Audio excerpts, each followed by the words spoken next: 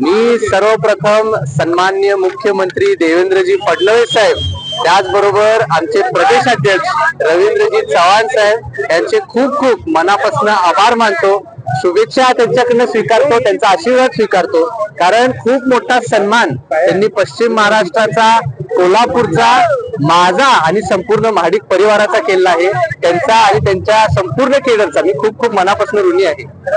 आमदार केला आणि नगरसेवक पदाला 2 पावलं तुम्ही मागे घेतला, आता फार लांब झेप पुन्हा घ्यायची. मला खूप आनंद आहे की माझ्या राजकीय जीवनाची सुरुवात एवढ्या मोठ्या पदापासून होत आहे.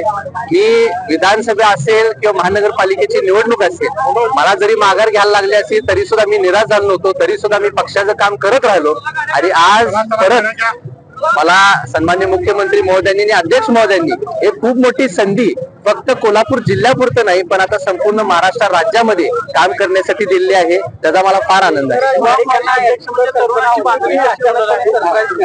ह्या सर्व गोष्टी जसं आपण सर्वांनी न्यूजच्या माध्यमातून कळालं तसंच मला सुद्धा कळालं.